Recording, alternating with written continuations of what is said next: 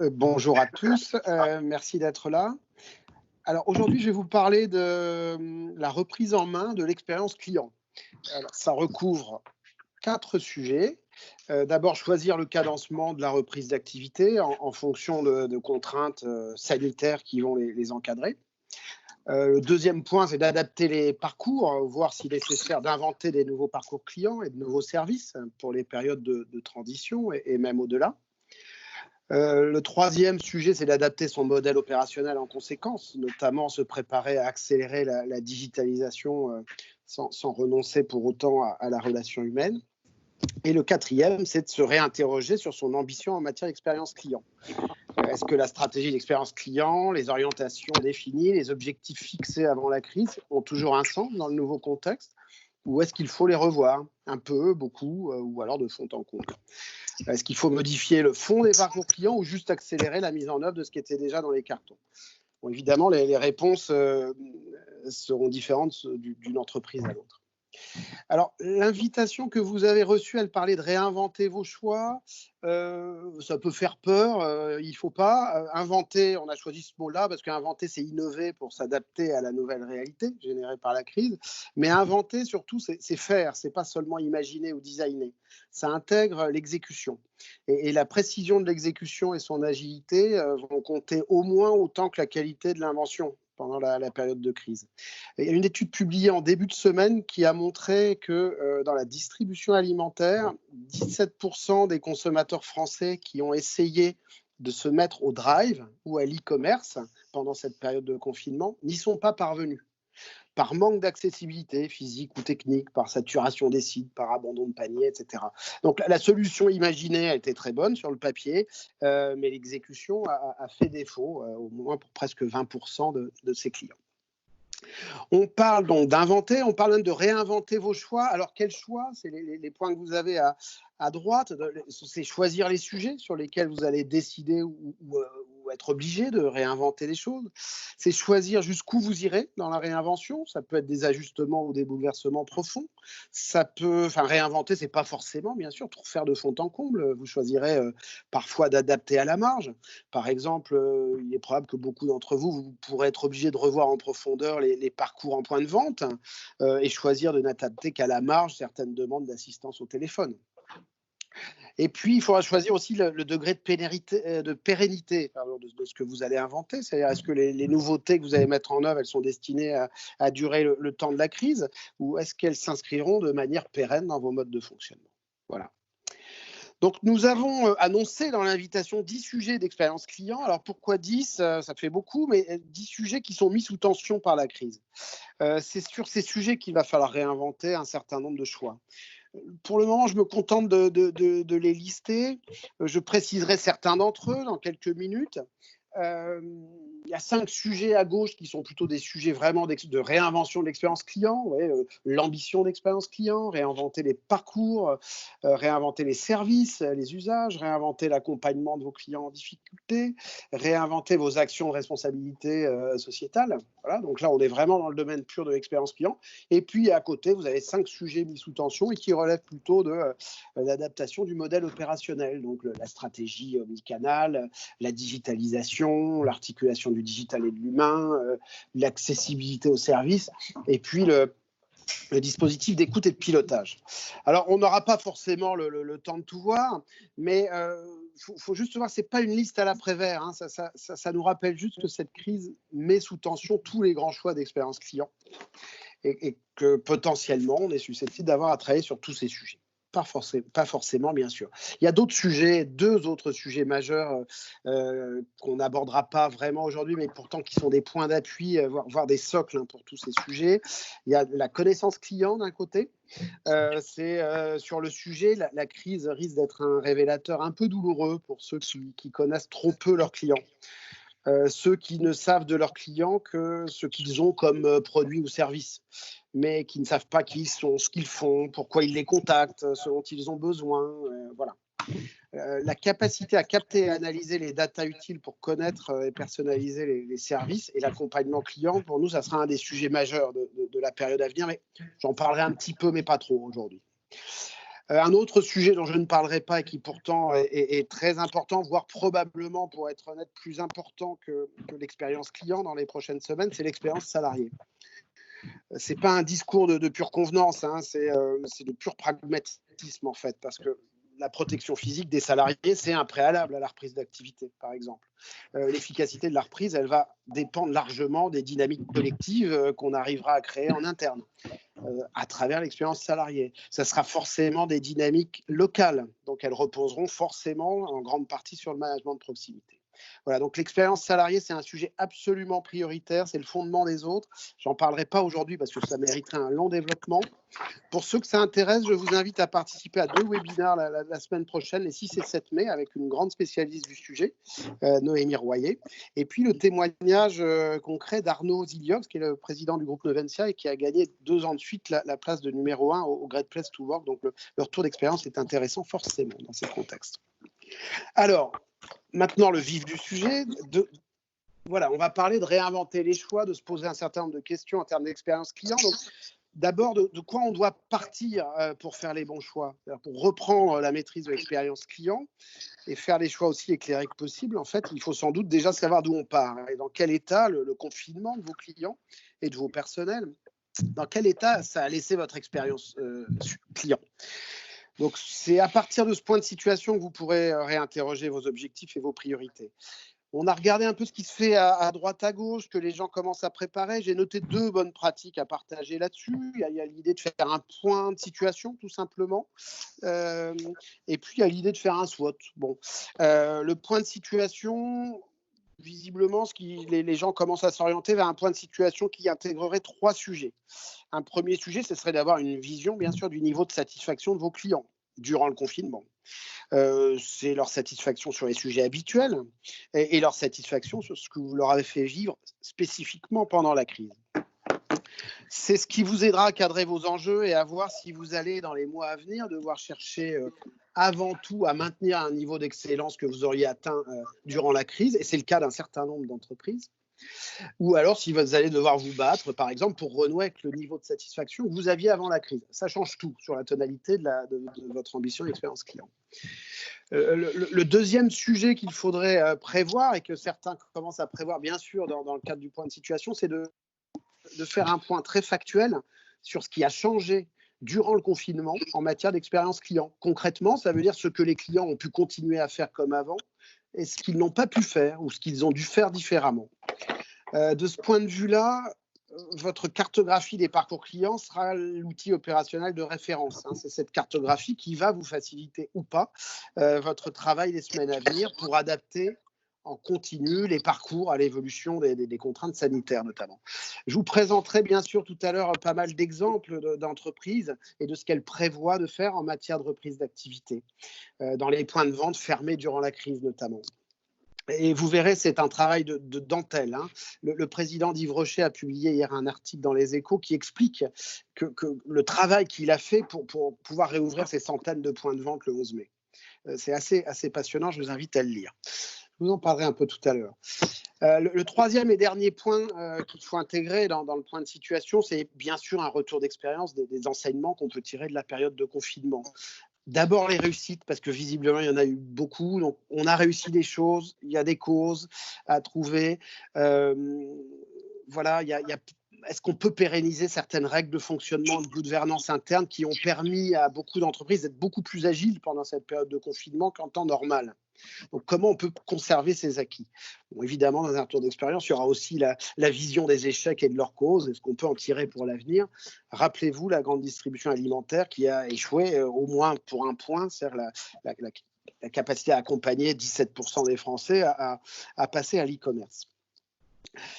Voilà, donc je ne vais pas insister plus que ça, mais voilà, ça nous paraît être important de faire ce point de situation, comme il nous paraît de bon goût de passer au moins une demi-journée à réaliser un SWOT focalisé sur l'expérience client. Donc, on peut sans doute se dispenser de faire ça d'ici la reprise du 11 mai, parce qu'il y a peut-être d'autres priorités, mais il nous semble nécessaire quand même de disposer de ce type de point de situation pour reprendre en main de manière cohérente les prochaines semaines ou les prochains mois. Parce qu'il va falloir essayer de subir un petit peu moins et de choisir un peu plus. Et pour ça, il faut savoir de quoi on parle. Alors, j'ai annoncé 10 thèmes. Je vais les aborder non pas dans une approche méthodologique, voilà, même si en tant que consultant, ça me prend le cœur, bien sûr. Mais je vais commencer sur les sujets les plus urgents. Étant donné le format de cette situation, je ne vais pas pouvoir voir les 10, mais voilà, je vais insister sur quelques-uns et je passerai plus vite sur d'autres. Le premier point, il y a quelqu'un qui a son micro. Pardon. Et donc, je commence par la nécessité de réinventer les parcours. Alors d'abord, si on essaye d'anticiper les périodes, on a fait comme tout le monde, on l'a essayé, on peut distinguer artificiellement 3 périodes. Il y a celle du déconfinement progressif, qui sera probablement tout entière dictée par les règles de protection sanitaire.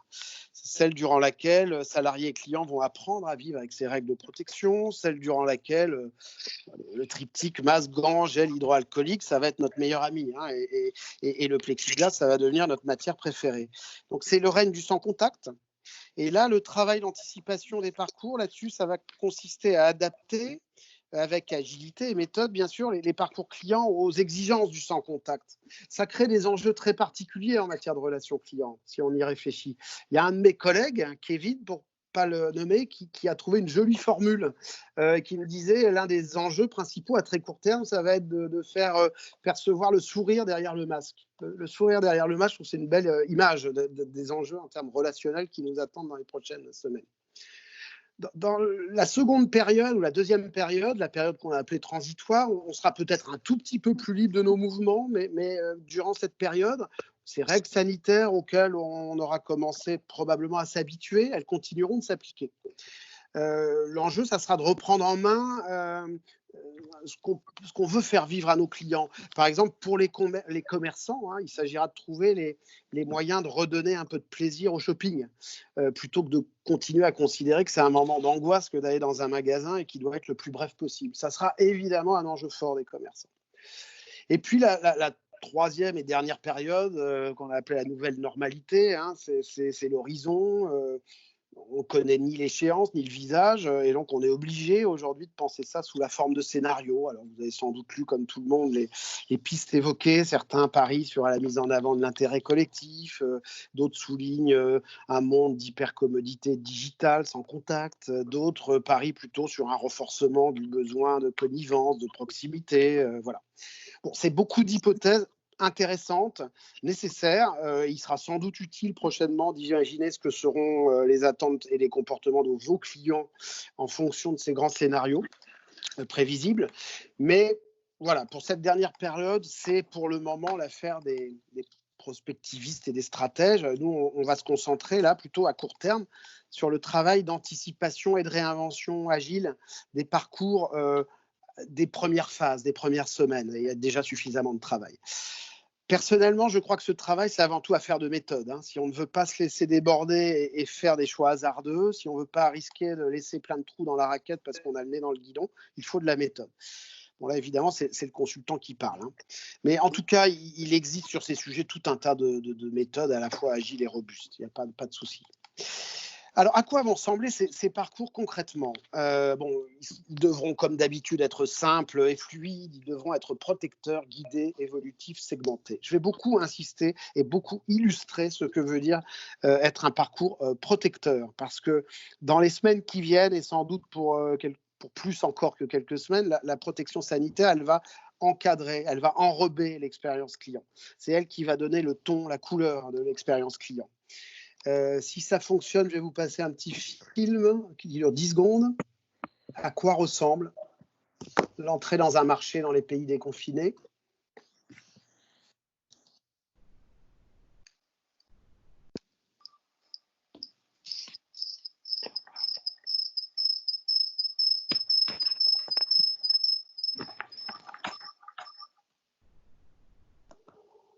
Bon, c'est ce qui se passe déjà en Autriche, au Luxembourg, en Belgique, enfin voilà, et puis parfois d'ailleurs même en France, mais ouais, ça donne quand même une drôle de tonalité à la relation client.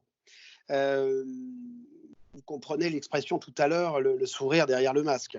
Ça a un autre impact très, très profond, c'est que ça modifie mécaniquement le rôle des différents canaux en concentrant tous les espaces qui reçoivent des clients exclusivement sur ce qu'on ne peut pas faire à distance. En haut, on parle du premier Apple Store qui a réouvert hors de Chine. C'est à Séoul, en Corée du Sud. Eh bien, cet Apple Store a décidé de se limiter à la réparation des iPhones et des Macs. Et il a décidé de se concentrer sur cette réparation pour les clients existants. Et l'achat se limitera uniquement au click and collect. Voilà. Un grand centre commercial dans le Nebraska, vous avez la photo en bas, a annoncé qu'il serait le premier mall à réouvrir aux États-Unis. Et donc tous les yeux là-bas sont braqués sur ce qu'il prévoit de faire. Il devait ouvrir vendredi dernier, il n'a pas pu, il va ouvrir demain. C'est déjà sans doute un signal que ce n'est pas si simple. Et moi, je vous invite à aller regarder, à taper Crossing là, et Nebraska, vous trouverez pas mal de choses. Il y a 3 points marquants au moins. Vous allez voir qu'il y a une appli qui jalonne le parcours client avec le centre commercial et qui a été téléchargée par plus des 2/3 des habitants, donc plus d'1 million des habitants de la zone de chalandise. Vous allez voir qu'il y a une pédagogie et une communication omniprésente sur le volet sécurité sanitaire. Et puis, vous allez voir, par exemple, qu'ils ont prévu de mettre en place le drive, bien sûr, comme tout le monde, mais eux, ils vont jusqu'à mettre le drive pour les retours produits. Voilà, donc je vous laisserai regarder. Ces mesures de protection sanitaire, elles vont contraindre ce qu'on peut faire dans les espaces d'accueil, de vente et de conseil. Si vous pouvez juste couper le micro, parce qu'on entend beaucoup de bruit de fond, pardon. Donc ces mesures de protection sanitaire, elles vont vraiment contraindre ce qu'on peut faire dans des espaces d'accueil, mais aussi de vente et de conseil. Vous savez que les phases de conseil, justement, quand il s'agit de services immatériels, même complexes, hein, comme la banque ou l'assurance, on sait bien que l'accompagnement en conseil, il peut être réalisé à distance, même si dans certaines situations, on préférait qu'il se fasse en face à face. Mais ces phases de conseil en face à face, elles vont être très contraintes dans les semaines qui viennent. Castorama a annoncé hier qu'il ne sera pas possible dans ses magasins de dessiner sa cuisine avec un conseiller. Il n'y a plus que du libre service pendant plusieurs semaines. Là où le sujet est encore plus épineux, ce sont les secteurs où les espaces de vente se sont concentrés depuis quelques années sur l'expérientiel, tester, toucher, apprendre, les télécoms par exemple. Là, les tendances se dessinent assez nettement pour les semaines à venir. On va chercher à maîtriser les flux, donc limiter le nombre de personnes. Vous savez que les centres commerciaux proposent de passer de 3 mètres carrés par personne à 10 mètres carrés par personne. Le président d'Yves Rocher expliquait hier que dans ces magasins qui font 35 mètres carrés, il n'y aurait que 3 clients qui seraient autorisés à rentrer en même temps, avec en plus 1 ou 2 salariés, enfin 2 ou 3 salariés maximum. Et puis, vous avez vu que les salons de coiffure, hein, les syndicats de coiffeurs disent qu'ils limiteront la durée à 1 heure, ce qui ne permettra pas de faire des couleurs, par exemple. Et puis, bien sûr, on va privilégier la prise des rendez-vous. Les représentants des opticiens ont annoncé hier qu'ils ne recevront pendant les semaines de mai que sur rendez-vous les clients chez les opticiens. Vous avez sans doute vu fleurir sur le volet techno les applications qui vont permettre de mesurer le nombre de personnes en boutique, ou les intelligences artificielles qui vont permettre de savoir combien il y a de personnes qui portent un masque. Évidemment, on voit fleurir des solutions de paiement sans contact, de retrait, de livraison, etc. Bien sûr. Sur ces sujets, les solutions, elles sont peut-être pas très simples à mettre en œuvre, mais elles sont connues, elles sont assez faciles à imaginer, j'allais dire. Le vrai sujet, c'est comment on gère la partie test, essai, conseil. Voilà, ça c'est le plus compliqué. Et donc on m'a parlé avant-hier de ce qu'envisage de faire une des grandes chaînes de cosmétiques américaines qui est assez présente en France. Je la cite parce que c'est un secteur, probablement le secteur le plus contraint ou l'un des plus contraints, parce que ça touche au maquillage, donc au visage. Et puis c'est des boutiques qui n'ont de sens que par l'expérientiel. Voilà. Là, c'est de la dentelle le travail qu'ils font. Hein. C'est pas l'application de 2-3 grandes règles pour refaire les parcours clients. Je vous donne quelques illustrations. Il faut savoir que ça change tous les jours. Hein. Là, c'est des règles qu'on m'a présentées avant-hier soir, juste après les annonces d'Édouard Philippe chez nous. Donc, dans la première phase, en fait, tous les essais de produits de maquillage là, vont être interdits, tous. Et puis, il y aura une seconde phase, très vite, où certains testeurs seront à nouveau autorisés. Mais il n'y aura plus de libre service du tout pour les testeurs. Ce qui est traditionnellement pourtant le cœur du magasin, hein, pouvoir essayer le blush ou je ne sais quoi. Tous les testeurs qui touchent le visage continueront d'être interdits, évidemment, mais on n'envisage pas, bien sûr, des rouges à lèvres qui circulent de main en main. Mais pour faire des tests, de toute façon, il faudra s'adresser aux conseillères. C'est elles qui, avec des gants, vont manipuler les spatules, voilà, et lesquelles seront bien sûr changées à chaque fois. Donc, on le voit, hein, ce sont des choix qui vont se faire article par article. Et c'est vraiment à ce prix qu'on peut imaginer, en toute agilité, de revoir les parcours d'achat dans ce type de boutique. Si on poursuit sur les phases de conseil, cette même enseigne va évidemment développer le conseil lors des achats en ligne. Ils envisagent par exemple de lancer rapidement les premiers d'essais en réalité virtuelle. Comme beaucoup de gens, ils ont ouvert un chat pour aider lors de l'achat. On a entendu parler hier d'une grande chaîne de bijouterie chinois où tous les gérants et les employés de chaque boutique se transforment en live streamers pour notamment interagir avec les fans de l'enseigne via WeChat. Chaque présentateur touchera 10 à 50% sur chaque vente, alors que d'habitude, il ne touche que 3%. Donc ça change quand même des choses très profondes. Voilà, un des gros sujets, c'est comment on ne tue pas le cross-sell pendant ces périodes. Voilà, et bien cette enseigne, eux, ils disent pendant la phase transitoire, ils vont développer le click and collect, ou plus exactement, ils vont développer le reserve and collect, c'est-à-dire une situation où on ne paye pas en ligne avant de venir en magasin. Le but, c'est qu'ils passent en magasin pour continuer à avoir des achats coup de cœur. Ça, évidemment, ce n'est pas au mois de mai, mais c'est peut-être au mois de juin ou au mois de juillet. Vous voyez que le travail sur les parcours de cette enseigne particulièrement touchée est vraiment un travail d'orfèvre. Donc tout ça, ça a évidemment un énorme impact sur les conseillers. Si je continue sur les conseillers experts en maquillage, vous comprenez qu'on est sur des sujets de montée en compétences terribles. Comment on fabrique en quelques jours des maquilleurs 2.0 qui vont être capables de faire ce qu'ils font d'habitude en proximité, là, de le faire par visio. Comment on va les préparer face à des situations qu'ils craignent. Cette enseigne a interrogé ses vendeurs d'ailleurs sur ce qu'ils craignent le plus dans la reprise. Et bien, ce qu'ils craignent le plus, c'est comment réagir face à des clients qui ne vont pas respecter les consignes de sécurité, qui ne vont pas vouloir mettre de masque, par exemple. Ça va valoir pour tous les points d'accueil. Un des grands enjeux de qualité relationnelle, c'est ça. Comment expliquer avec pédagogie les règles de sécurité, comment respecter les règles habituelles en même temps.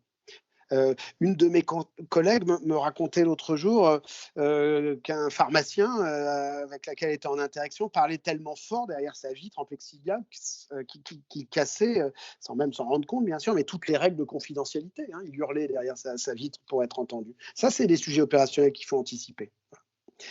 Alors j'ai insisté sur ce côté vente physique parce que l'impact est évident, mais je veux citer aussi un autre parcours qui est à l'autre bout de la chaîne et qui va être impacté autant que le parcours achat. C'est par exemple le parcours recouvrement.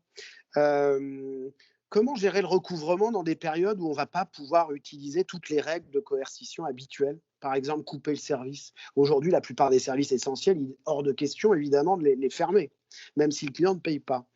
Eh bien là, il va falloir regarder ceux qui ont à gérer cette situation depuis plusieurs années. Les distributeurs, par exemple, comme Veolia. Je crois savoir qu'il y a des représentants de cette belle entreprise dans l'assistance aujourd'hui. Eh bien, eux, ils doivent gérer depuis plusieurs années le recouvrement sans pouvoir évidemment fermer l'eau des clients particuliers dans leur résidence principale. Eh bien, pour ça, il a fallu qu'ils montent en compétence des conseillers qui développent une relation personnelle avec les clients qui sont en situation d'impayé. Il faut des personnes qui les appellent directement depuis leur portable pro, avec un numéro de téléphone qui s'affiche, en se présentant par leur prénom et leur nom, en se positionnant comme une personne qui cherche à trouver une solution de paiement, en acceptant le paiement de petites sommes. Ça casse tous les codes habituels qu'ils pouvaient avoir avant. Mais c'est dans certaines régions beaucoup plus efficace qu'au temps où on avait le droit de couper le service, j'allais dire. Et plus de 95% des clients remercient à la fin de l'appel. J'ai pris cet exemple du recouvrement parce que, comme pour les parcours achats, il contribue à élever très sensiblement le niveau de compétence des conseillers. Ce mode de recouvrement, il est bien plus exigeant en compétences relationnelles et même en compétences métiers qu'un mode de recouvrement coercitif où on peut menacer le client de couper le service.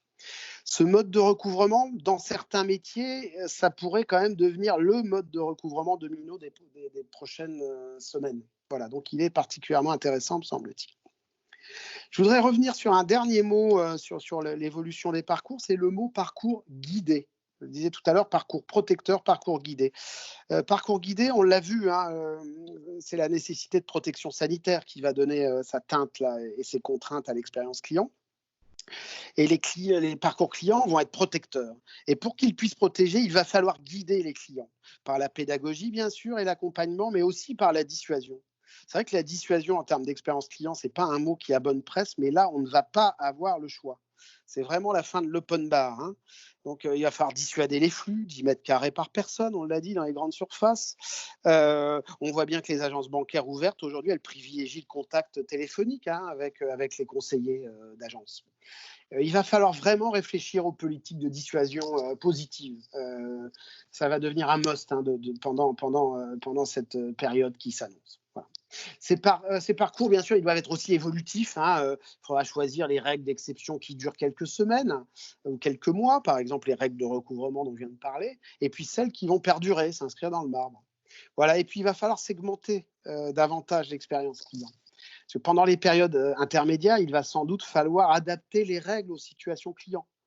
Si vous êtes une entreprise qui a des clients B2B et si vous avez parmi vos clients des entreprises du tourisme, j'ose espérer que certaines règles, par exemple celles du recouvrement, vont continuer un peu plus longtemps que pour d'autres secteurs d'activité, pour les protéger, bien sûr. Donc, sur cette segmentation de l'expérience client, j'aimerais souligner deux types de segments qui semble particulièrement important à prendre en compte dans les prochaines semaines. Le premier segment, ce sont les clients en difficulté. Difficultés financières, bien sûr, la BIL au Luxembourg, je crois qu'il participe à cette conférence, ou le Crédit Mutuel en France. Il cible un segment important de personnes plutôt fragiles qui n'ont pas de carte de paiement et à qui on va permettre d'accéder tout de même au guichet automatique.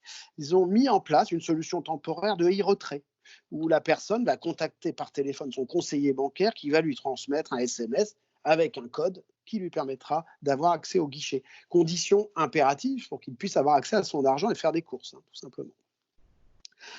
Il y a une autre précarité à laquelle il faut être particulièrement attentif durant cette période, c'est la précarité numérique. Difficile pour les gens qui ne sont pas à l'aise face au numérique, 17% en France quand même, et pendant que les canaux habituels sont fermés. La chaîne d'électroménager Boulanger a annoncé hier qu'elle mettait en place un numéro de téléphone pour aider à la vente les personnes âgées, parce qu'elle a constaté que depuis le confinement, elles allaient moins, bien sûr, sur le site internet que les autres, et qu'elles parvenaient moins à conclure leur parcours achat sur le digital. Donc, ils ont ouvert ce canal-là. Sur le sujet, la clé, c'est de personnaliser les actions d'accompagnement. La clé, c'est la capacité donc à identifier ceux qui ont besoin d'aide. Par exemple, ceux qui sont en difficulté pour le numérique, c'est repérer les catégories de clients qui bloquent très tôt dans les parcours clients. C'est ce qu'a fait Boulanger. C'est aussi identifier la détresse affective par l'analyse sémantique des mails ou des messages sur les réseaux, par exemple. Des clients qui commencent à être sur un registre de vocabulaire du type « je m'en sors plus, je suis à bout », on peut supposer qu'ils ont besoin d'accompagnement. Et puis, dans ce domaine-là, il faut comprendre que la difficulté, c'est plus dans l'identification des clients, par la data notamment. Donc, l'identification des clients en difficulté est plus difficile que l'identification des actions d'accompagnement. Donc, c'est ça la clé sur le sujet. Autre catégorie d'acteurs qu'il va falloir accompagner de manière très particulière pendant cette phase, ce sont ceux qu'on appelle les consommateurs. Vous savez, ceux qui sont particulièrement sensibles à la responsabilité environnementale et sociale des entreprises. On estime que 80% des millennials, des plus jeunes, sont sensibles à ces sujets. Donc il y a beaucoup de débats aujourd'hui pour savoir si cette crise va ou non être l'occasion de modifier en profondeur nos modes de vie et de consommation. Moi, j'avoue que je ne sais pas. Ce que je sais en revanche, c'est que ceux qui sont déjà sensibles à ces sujets vont l'être encore plus dans les semaines et mois à venir. Kantar a publié en début de semaine les résultats d'un sondage que vous avez à droite et qui montre qu'après le confinement, les Français souhaitent privilégier les consommations locales. Donc la crise va encore renforcer les exigences des consommateurs par rapport responsabilité, puis à la cohérence entre les discours et les actes des entreprises sur tous ces sujets sociétaux. Et donc, il va falloir sans doute accélérer ces sujets plus encore que prévu. Parce que notre conviction, c'est que les consommateurs ne travailleront plus avec des entreprises qui ne feront pas d'efforts sur ces sujets. Regardez le chiffre en bas à droite. 17% des clients français d'Amazon se disent prêts à choisir un autre commerçant qu'Amazon en raison de l'éthique qu'ils jugent particulière de cette marque. Ça concerne quand même plus de 3,5 millions d'acheteurs. Donc, une vigilance particulière, hein. Vous savez, les historiens nous apprennent que les périodes de crise ont tendance à favoriser des visions manichéennes, hein, du monde. Il y a les bons et les méchants, les héros et les salauds. Ceux que les consommateurs vont évaluer comme n'étant pas à la hauteur risquent d'être classés dans cette seconde catégorie, ce qui n'est pas très agréable. C'est vraiment un point d'attention majeur. Et donc, sur ces sujets de RSE, c'est vrai qu'ils sont déjà à l'ordre du jour de la plupart des entreprises, mais c'est probablement un des sujets qu'il va falloir accélérer grandement en termes de mise en œuvre. Voilà. Il y a un autre sujet qui est à considérer de la même manière. Il est tout sauf nouveau, mais sur lequel va falloir probablement changer de braquet. Vous le savez probablement tous, c'est la digitalisation. Accélérer la digitalisation, bien sûr, parce que ça répond aux besoins des clients d'avoir accès aux services à distance en ce moment et d'y avoir accès très simplement. C'est la caractéristique du digital. Mais c'est aussi parce que la digitalisation, ça permet, on le sait bien, aux entreprises de maîtriser les coûts dans une période qui s'annonce à moyens contraints, bien sûr. Donc, pendant la période de confinement, on a vu pas mal de coups d'accélérateur déjà, hein. Vous avez peut-être entendu la Massif qui a beaucoup communiqué sur le fait qu'elle avait réussi à basculer en un week-end 15% des clients qui appellent pour les déclarations de sinistres. Elle a réussi à les basculer vers le digital. 15% en un week-end. Et elle précise que les 2/3 de ces clients qui ont été ainsi basculés ont été jusqu'au bout de leur parcours digital. Alors, en l'occurrence, ils l'ont fait à travers une solution de SVI visuelle qui s'appelle Diamonds. Vous avez sans doute aussi entendu beaucoup parler, expérimenter vous-même la mise en place de bots, de chatbots, etc. Bon, ces solutions-là, elles sont relativement connues et il ne faut surtout pas hésiter à les mettre en œuvre. Mais il ne fait aucun doute que l'accélération de la digitalisation va devoir se poursuivre en dehors du confinement, hein. Il y a 1000 choses à dire dessus. Je vais être obligé de simplifier vraiment en quelques instants parce que pour moi, il y a 2 axes prioritaires vus d'avion. Il y a la simplification. Vous savez bien que la simplification en termes de digitalisation, ça dit presque tout. Si on regarde les taux de digitalisation des parcours, ils dépendent à 90% du niveau de simplicité du parcours. Les entreprises qui proposent des parcours digitaux simples ont un taux de digitalisation élevé. Celles qui proposent des parcours digitaux complexes, elles ont un taux de digitalisation bas. Ce n'est pas plus compliqué que ça. Et donc, la première chose à faire, c'est déjà de connaître son taux de transformation pour chacun de ces parcours. C'est de savoir précisément où ça bloque pour le client, évidemment. Il y a quelques années, la SNCF est passée de 17% à 52% de taux de digitalisation en un peu plus de 3 ans. On avait évalué à l'époque que 12% des clients abandonnaient à l'étape de paiement. Donc, c'est évidemment là-dessus que le voyagesncf.com avait évidemment simplifié cette séquence pour accélérer la digitalisation. Donc, voilà, analyse du parcours pour savoir où ça bloque, tout simplement, pour simplifier, pour enlever les points de blocage. C'est du bon sens, facile à dire évidemment, pas toujours facile à faire. L'autre point, c'est de digitaliser des parcours ou des séquences de parcours qui ne sont pas aujourd'hui digitalisées. C'était le cas de la Massif tout à l'heure. On ne pouvait pas traiter les demandes sur le digital, les demandes de traitement d'indemnisation. Maintenant, on peut. Voilà. C'est ce qui est en train de se passer beaucoup dans les banques, hein, ces digitalisations de nouvelles séquences de parcours, ou même chez les notaires. On parle beaucoup de signature électronique. En France, c'est un serpent de mer depuis 20 ans, la signature électronique des actes notariaux, par exemple. Eh bien là, elle a été autorisée récemment en visioconférence, où elle va être autorisée. Et c'est vital, c'est presque une question de survie pour, par exemple, un secteur comme la promotion immobilière, qui sinon est à l'arrêt. Voilà, donc la clé là-dessus, c'est bien sûr la simplicité des parcours en termes de digitalisation.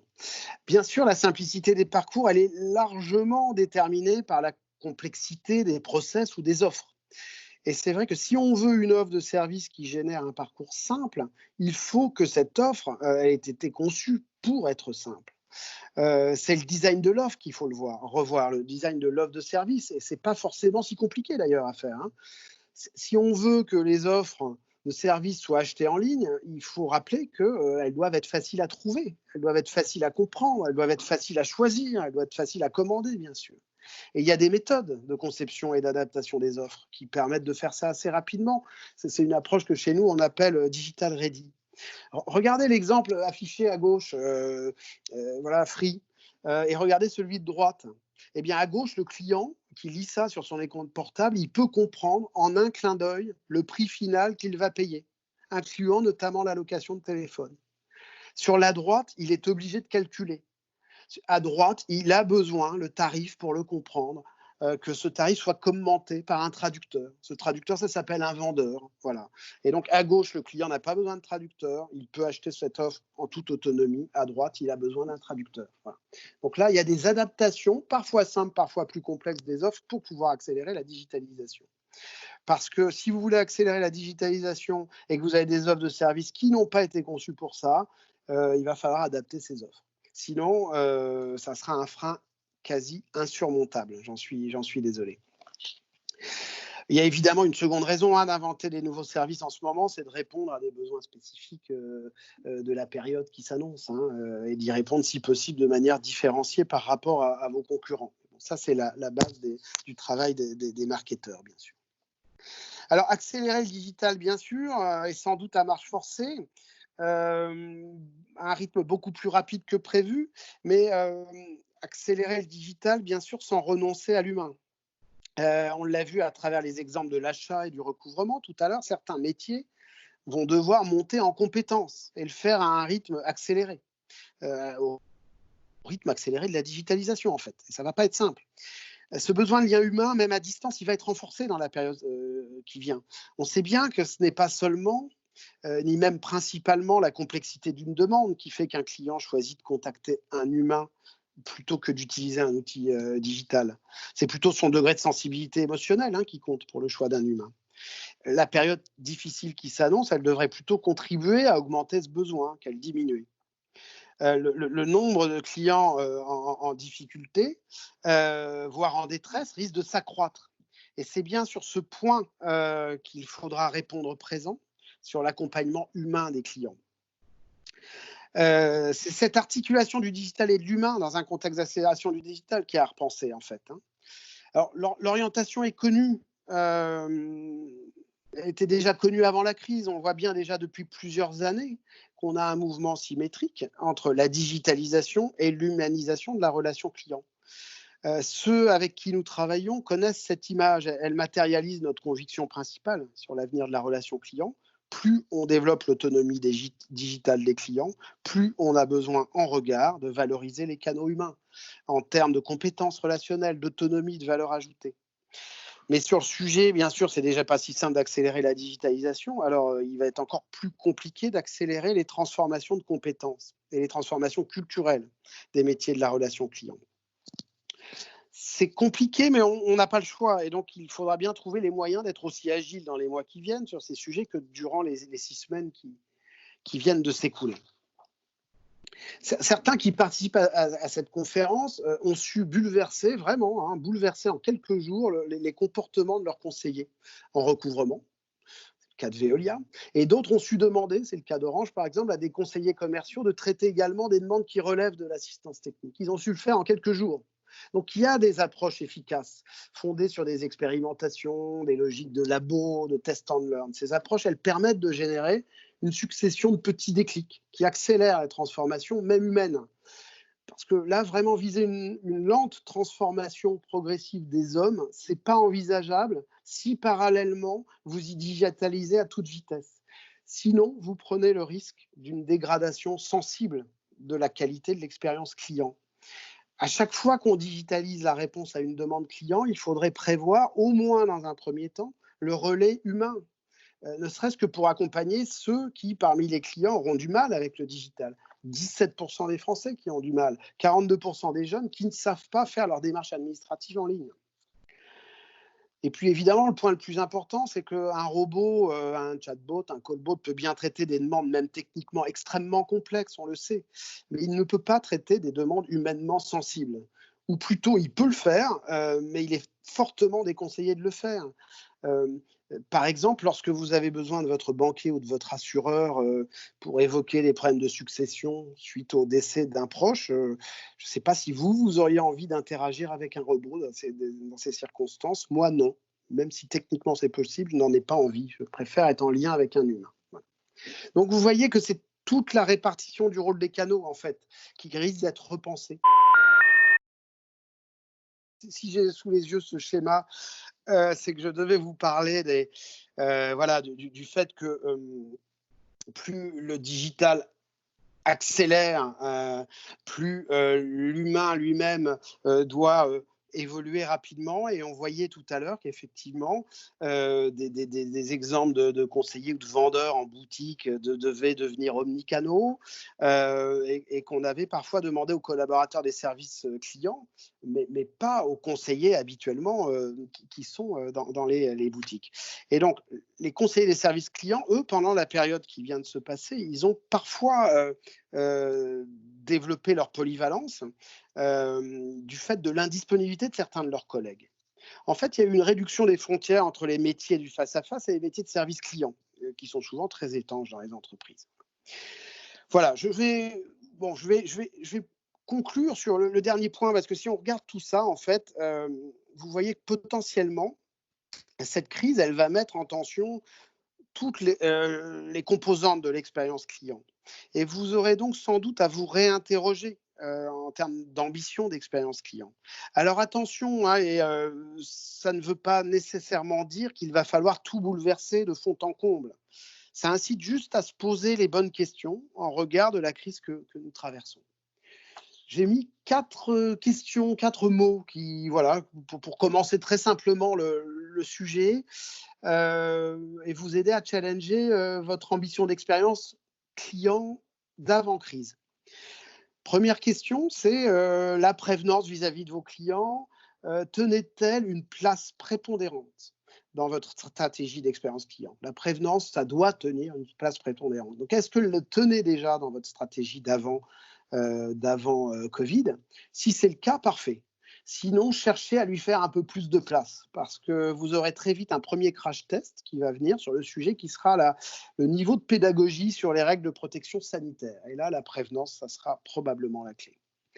C'est la même question sur la responsabilité sociale, au sens large. Est-ce qu'elle tenait une place prépondérante dans votre ambition d'expérience client? Si oui, parfait. Sinon, comment lui faire prendre une place plus grande et plus vite? Les 2 dernières questions ont des implications opérationnelles très importantes.